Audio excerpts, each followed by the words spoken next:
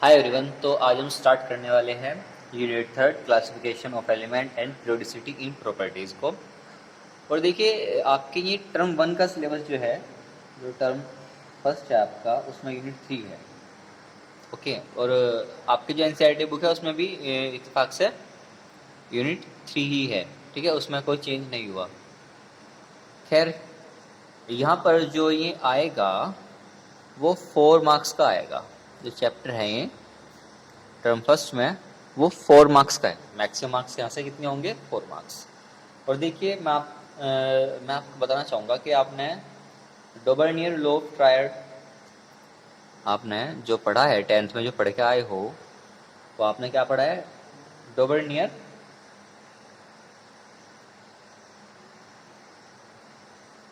Law of DOBR, ठीक है, law of triad, है ना? आपने पढ़ा है ही। उसने कहा था कि 3 एलिमेंट जो सेम ग्रुप में है उनकी प्रॉपर्टी सेम होती है। कैसे कहा था उसने? उसने ऐसे कहा था, देखो, जैसे लिथियम है यहाँ पर, है ना, यहाँ पर सोडियम है और यहाँ पर पोटेशियम है। इसका एटॉमिक मास क्या है? 7। सोडियम का एटॉमिक मास क्या है? 23। पोटेशियम का एटॉमिक मास क्या होता है? 39। तो उसने ये कहा था कि अगर आप दो किनारों वाले एटम लोगे और 7 + 39 मतलब कि उनका एटॉमिक मास का एवरेज लोगे, तो जो आंसर आएगा वो जो बीच वाला एलिमेंट है उसके एटॉमिक मास के इक्वल होगा। ओके। और फिर ऐसे ही न्यूलैंड का था, आप 10th में पढ़ा है आपने। हम इनके बारे में ज़्यादा बात नहीं करेंगे। Newlands law of octaves, Newlands law of octaves. इसने क्या कहा था? इसने ये कहा था कि अगर आप किन्हीं 8 एलिमेंट को 1 to 8 आपने कोई एलिमेंट लगा रखी है एटॉमिक मास की ऑर्डर में, इंक्रीजिंग ऑर्डर में, तो आप देखोगे कि जो एलिमेंट फर्स्ट है और एलिमेंट 8 है उनकी प्रॉपर्टी क्या होगी?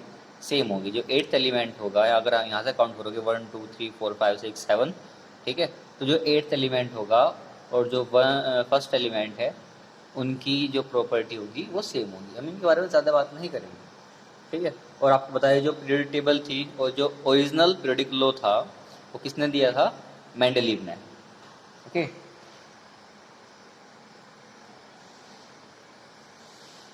Mendeleev periodic law, Mendeleev's periodic law. असल में जो मेंडलीव का ओरिजिनल पीरियोडिक लॉ था वो क्या कहता था कि उसने क्या किया था, एलिमेंट्स को उनके एटॉमिक मास के इंक्रीजिंग ऑर्डर में रखा था। एटॉमिक मास के इंक्रीजिंग ऑर्डर में रखा था। तो अगर हमसे कोई कहता है कि भाई जो मेंडलीव का पीरियोडिक लॉ है वो बताओ वो क्या होता है ना, तो कैसे होगा? ध्यान दो। If the if the elements are arranged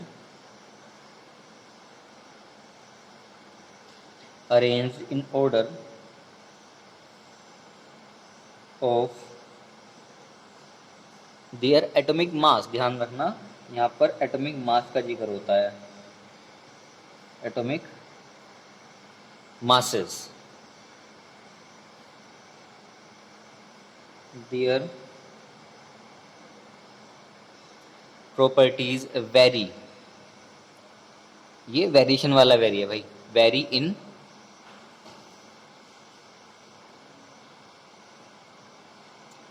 definite manner, definite manner. Okay. अगर हम एटॉमिक मास के इंक्रीजिंग ऑर्डर में अरेंज करते हैं तो जो उनकी प्रॉपर्टी होगी वो वेरी होगी उनके डेफिनेट एक डेफिनेट मैनर में वेरी होगी। ओके। तो इसका जो पीरियड लॉ है वो कहता है, क्या कहता है कि the properties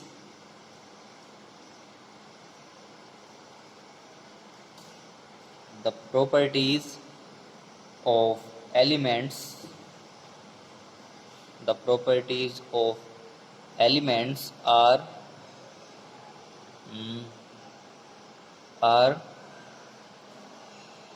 periodic function of their atomic masses। देखिए हम यहाँ पे ज़्यादा बात नहीं करेंगे इनकी। यहाँ पर क्या है, the properties of element are the periodic function of their atomic masses. ठीक है, ये आपसे कोई पूछता है मेंडलीव का पीरियोडिक लॉ, तो ये है। यहाँ पर मैंने जैसे कहा एटॉमिक मास का जिक्र होता है, लेकिन अगर हम मॉडर्न पीरियोडिक लॉ की बात करते हैं तो डेफिनेशन तो सेम रहेगी, लेकिन यहाँ पर ना एटॉमिक मास की जगह एटॉमिक नंबर आ जाएगा, क्योंकि मॉडर्न पीरियोडिक टेबल में, जो मॉडर्न आपकी पीरियोडिक टेबल है, वहाँ पर एलिमेंट्स को उनके इंक्रीजिंग एटॉमिक नंबर से रखा गया है, ना कि एटॉमिक मास से। और जो मॉडर्न पीरियोडिक लॉ है वो किसने दिया था, मॉडर्न पीरियोडिक टेबल भी वो दी थी मोज़ले ने। ठीक है, वो किसने दी थी, मोज़ले ने। ठीक है, और ध्यान दो एक बात कॉमन है मोज़ले की और मेंडलीव की पीरियोडिक टेबल में। मेंडलीव की पीरियोडिक टेबल में पीरियड 7 थे और मोज़ले की पीरियोडिक टेबल में भी पीरियड 7 ही है। ओके, खैर हम पहले देख लेते हैं कि मॉडर्न पीरियोडिक लॉ क्या कहता है। ठीक है, ध्यान दो, फिजिकल वही प्रॉपर्टीज है ना, वो मैं प्रॉपर्टीज को फिजिकल एंड केमिकल प्रॉपर्टी बोल दिया। Physical and chemical properties of elements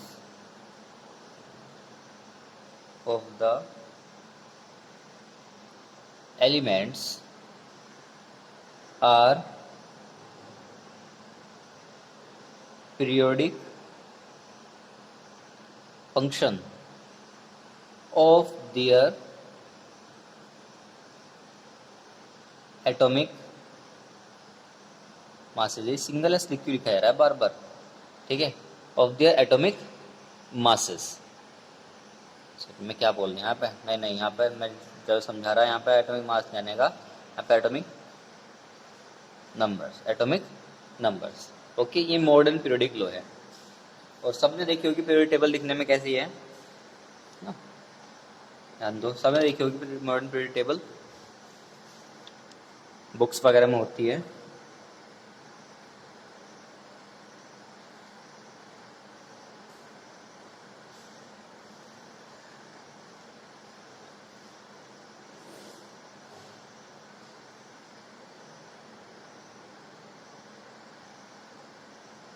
कुछ इस तरह का इंटरफेस होता है दिखने का।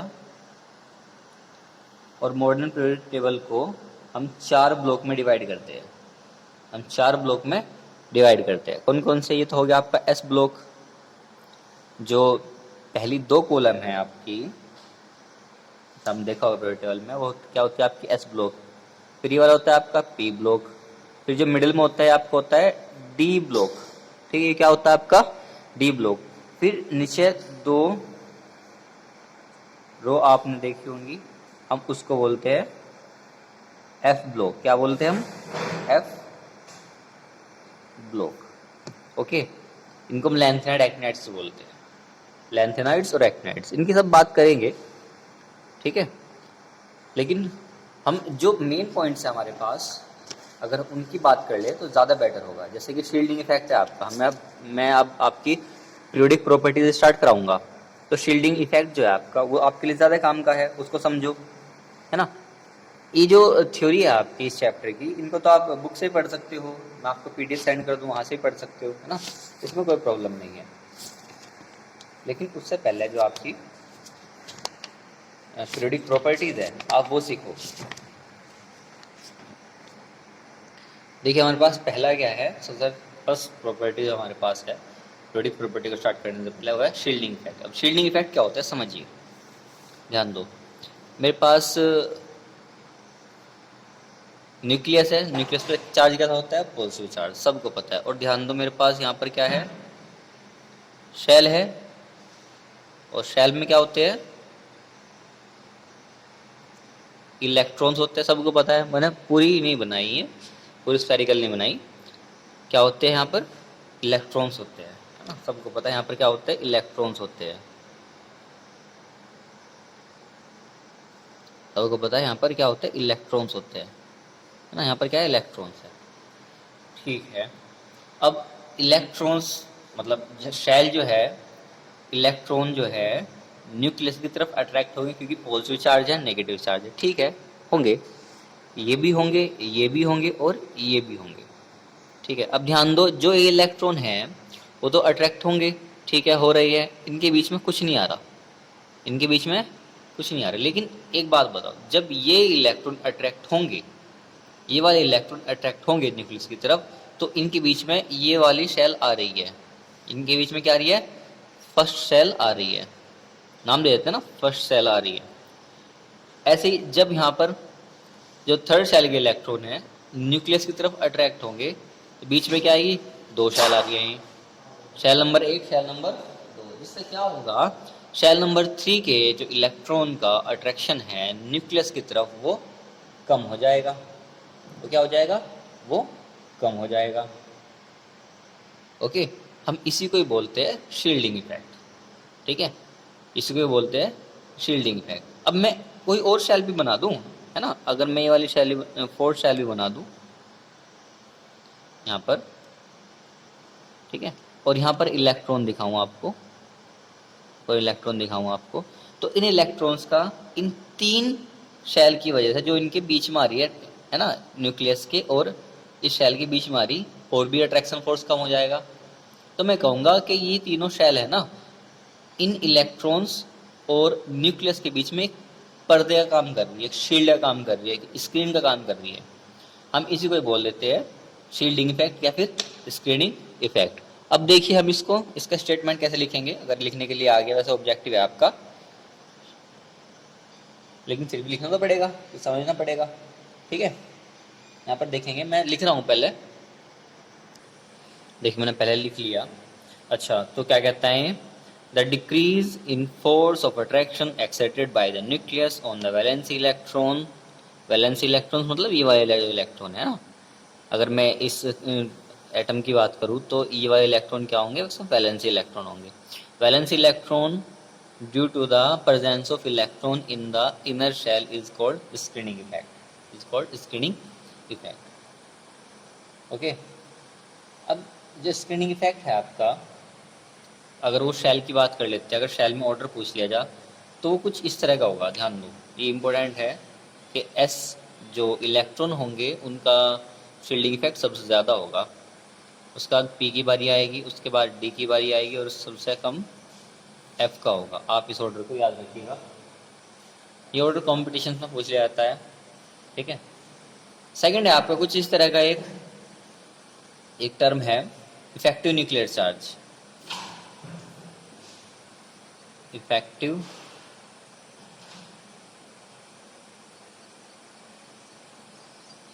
न्यूक्लियर चार्ज, ठीक है, ध्यान दो।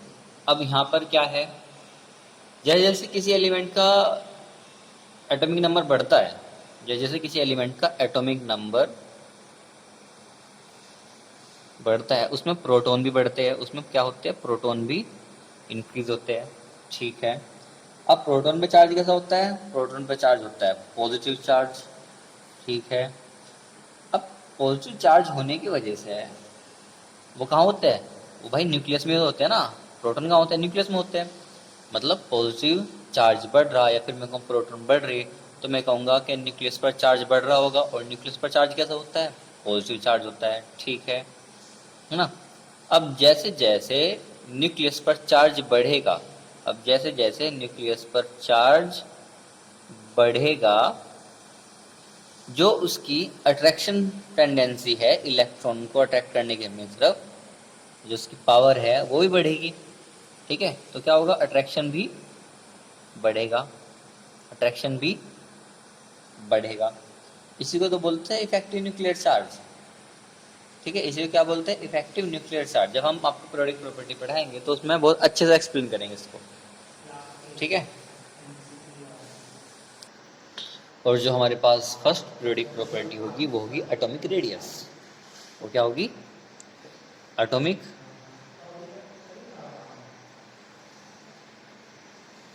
रेडियस। ठीक है, जो फर्स्ट पीरियोडिक प्रॉपर्टी हमारे पास होगी वो होगी एटॉमिक रेडियस। आपके यहाँ पर 4 पीरियोडिक प्रॉपर्टीज है, atomic radius, ionization enthalpy, electron gain enthalpy और इलेक्ट्रोनेगेटिविटी। हम सबसे पहले बात करेंगे एटॉमिक रेडियस की। ओके, चलिए शुरू करते हैं। देखिए सिंपली अगर हम किसी एटम की रेडियस की बात करो, सिंपली कुछ नहीं कि उस एटम की जो आउटर मोस्ट सेल है और न्यूक्लियस के जो बीच की डिस्टेंस होगी वो क्या होगी, एटॉमिक रेडियस होगी।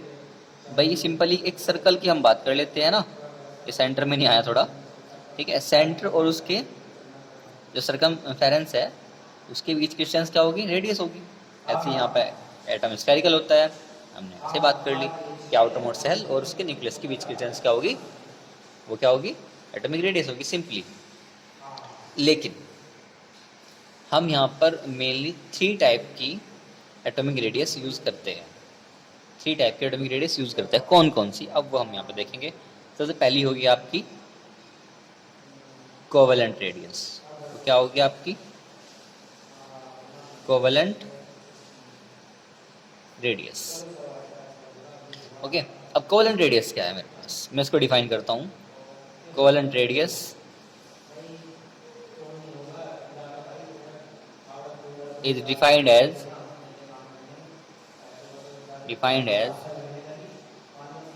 half of the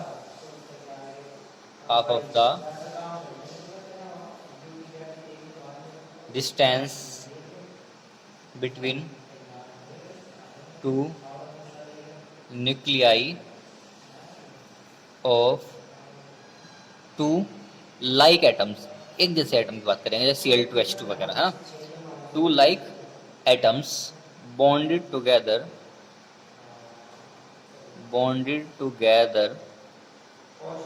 by a single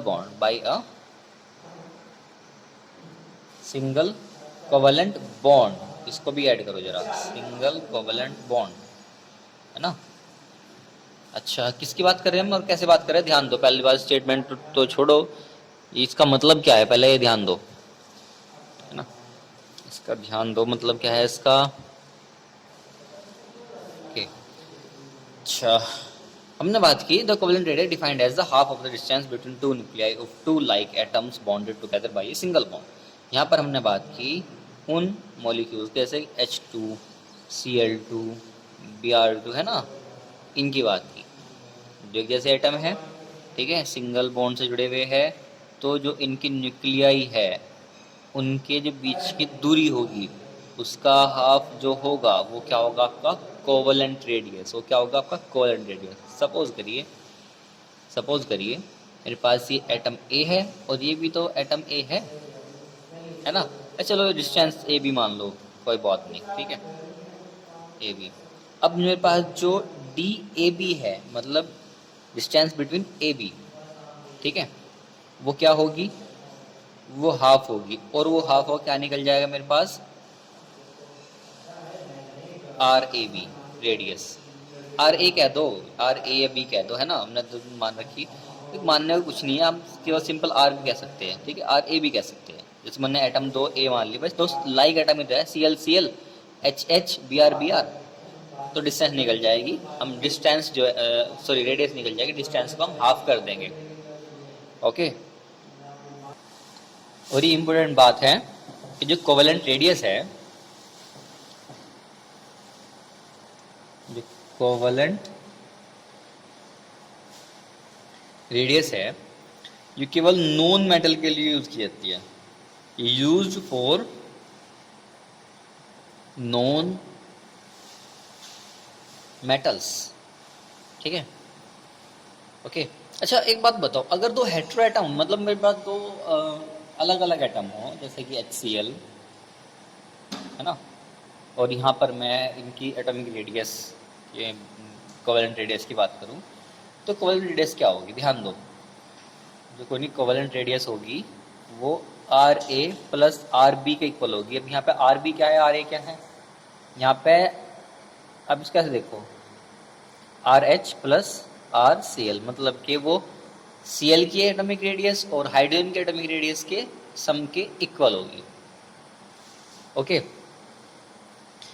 तो यहाँ पर दूसरी है मेरे पास van der Waal radius, second number है मेरे पास वान डेर वाल्स रेडियस।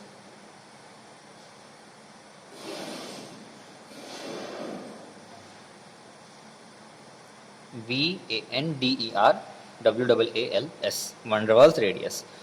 अच्छा, इसको समझिए, देखिए सपोज करो मेरे पास दो मॉलिक्यूल इस तरीके से है, यहाँ पर ठीक है, और दो नियर बाई मॉलिक्यूल्स के नियर बाई एटम्स, दो नियर बाई मॉलिक्यूल्स के नियर बाई एटम्स के बीच की डिस्टेंस का हाफ, इसको बोलेंगे हम वान डेर वाल रेडियस। वान डेर वाल रेडियस, देखिए मैं इसको लिख रहा हूं, half of the distance between the nuclei of two non-bonded neighboring atoms, non-bonded neighboring atoms of two adjacent molecules in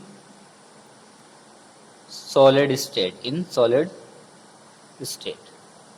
ठीक है, अच्छा ये क्या होगी मेरे पास यहाँ पर, अगर मैं इसकी इस वाले रेडियस की बात करूँ, तो डायग्राम से आपसे पूछ लिया है कि ये रेडियस क्या होगी, ये रेडियस क्या होगी, ये वाली ये आपकी कोवेलेंट रेडियस होगी। ठीक है, ये क्या होगी आपकी कोवेलेंट रेडियस होगी, और ये क्या होगी आपकी यहाँ से यहाँ तक, ये आपकी वान डेर वाल रेडियस होगी। ओके, फिर थर्ड है मेरे पास, और एक बात इसके लिए इम्पोर्टेंट ये है, जो वान डेर वाल रेडियस होगी वो हमेशा बड़ी होगी कोवेलेंट रेडियस से। मैं यहाँ पे लिख देता हूँ, जो वान डेर वाल रेडियस होगी, मैं यहाँ पे R वान डेर वाल लिख दिया, ठीक है, ऐसे लिखते हैं इसको, बस ऐसे लिखते हैं, R van der Waals is always greater than R covalent। ठीक है, कैसे लिखते हैं, R van der Waal is greater than R covalent, मतलब van der Waal radius of an element is always greater than the covalent radius. Okay, next हम बात करते हैं क्रिस्टल रेडियस की।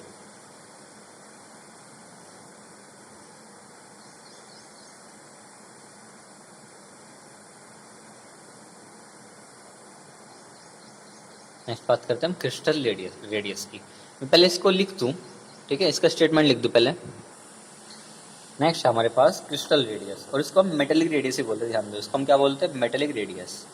और जब आपको नाम पता लग गया कि इसको हम मेटेलिक रेडियस बोलते हैं, तो ये रेडियस कहाँ होती है, ये रेडियस मोस्ट ऑफ मेटल्स में होती है। डिफाइन कैसे करेंगे, one half of the distance between the nuclei of two adjacent metal atom in metallic close packed crystal, that is in which the metal exhibit coordination number 12। देखिए यहाँ पे कुछ term है, क्लोज पैकिंग है, आपको अभी नहीं समझ में आएगी, ठीक है। अगर हम van der Waal radius, covalent radius की बात करते हैं, तो वान डेर वाल बड़ी हुई कोवेलेंट से बता दी, लेकिन अगर क्रिस्टल रेडियस, वान डेर वाल रेडियस और कोवेलेंट की बात करते हैं, तो मेरे पास यहाँ पर वान डेर वाल नंबर 1 है अभी तक, van der Waal radius greater than crystal radius, okay, and crystal radius greater than are covalent, है ना। कोवलेंट रेडियस मतलब कोवलेंट रेडियस सबसे छोटी होगी, क्रिस्टल से छोटी होगी और वन डेर वाल्स से छोटी है। ओके, नेक्स्ट है हमारे पास variation. Variation of atomic radii.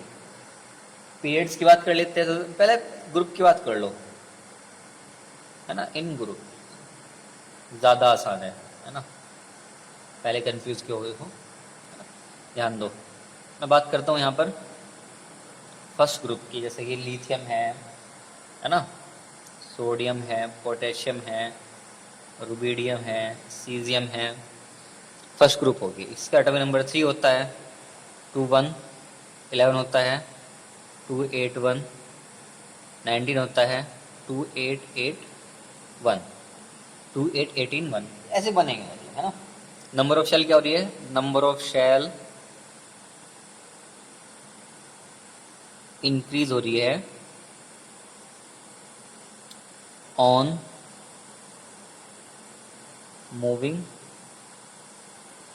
Up to down. Lithium में कितनी शेल थी, 2 शेल थी। सोडियम में कितनी शेल है, 3 शेल है। और यहाँ पर मेरे पास पोटेशियम में कितनी शेल है, 4 शेल है। तो आप आपकी ऑब्जर्वेशन के अकॉर्डिंग किसका साइज बड़ा होना चाहिए, ऑब्वियसली पोटेशियम का साइज बड़ा होना चाहिए, क्योंकि नंबर ऑफ शेल उसमें 4 है, नंबर ऑफ शेल उसमें 4 है। ठीक है, तो हम ये कंक्लूजन पर आ सकते हैं कि on moving up down in groups number of shell increases, so the atomic size of atom also increases. Okay, next है मेरे पास इन पीरियड्स, है ना, इन पीरियड्स। नंबर 2 इन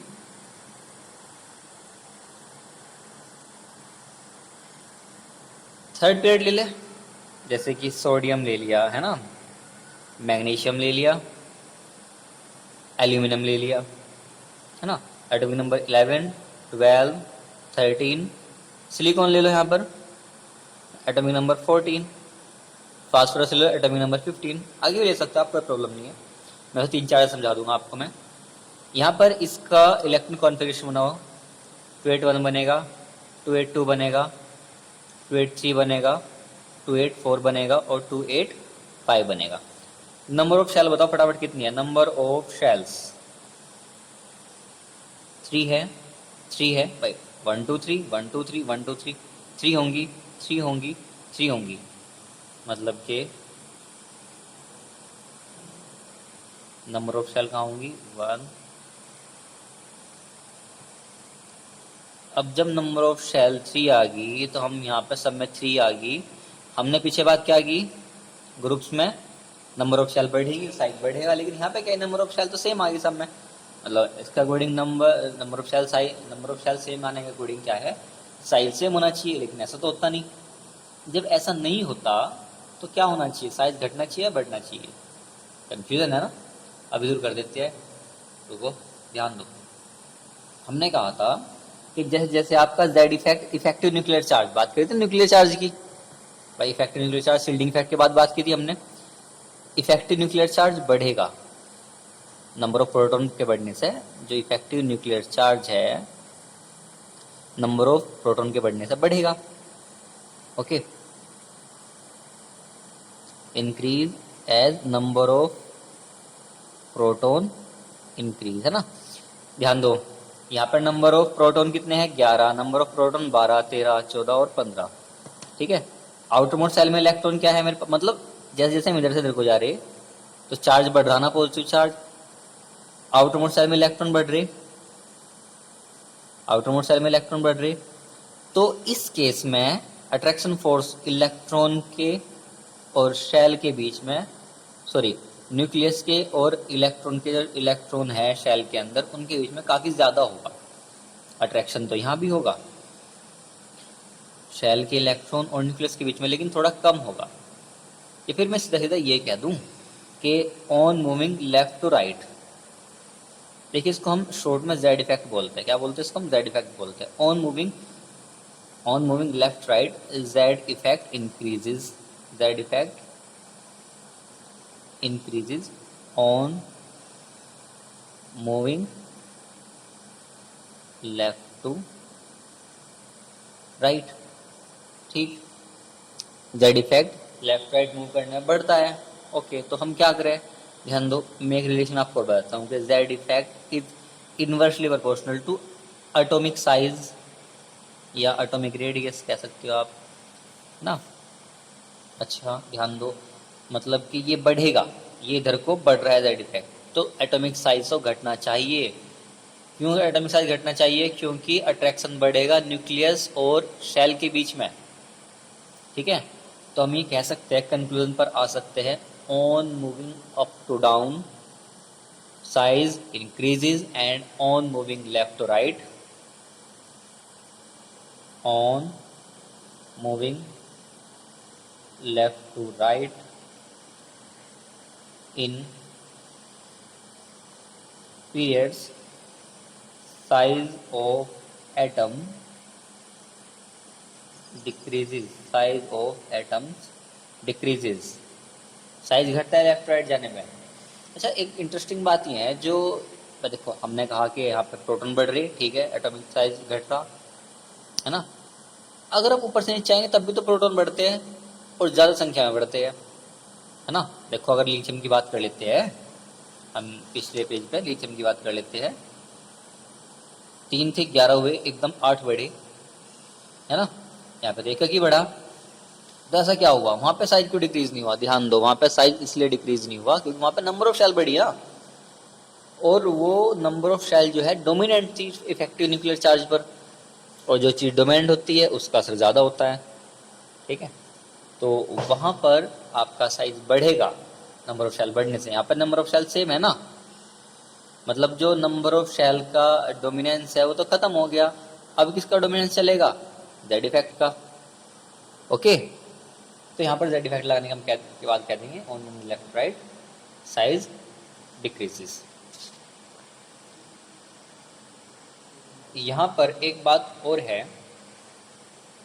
कि कोई, अभी ये इंपॉर्टेंट बात चल गई पॉइंट जहाँ से क्वेश्चन आते हैं। सपोज करो मेरे पास Na है और Na पॉजिटिव है, 11 इलेक्ट्रॉन थे, 2 8 1, एक इलेक्ट्रॉन चला गया, 2 शेल रह गई। सबसे पहले बात तो साइज छोटा हो गया। हम ये कह सकते हैं किसी भी कैटायन का साइज छोटा होता है उसके न्यूट्रल एटम्स है। ओके ठीक है, मान की बात। एक और ले लो, Cl और Cl नेगेटिव, एक और ले लो Cl और Cl नेगेटिव।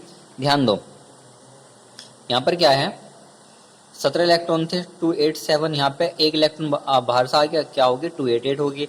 लेकिन नंबर ऑफ शेल तो 3 और 3 ही रही। नंबर ऑफ शेल तो यहाँ भी 3 थी, नंबर ऑफ शेल तो यहाँ भी 3 थी।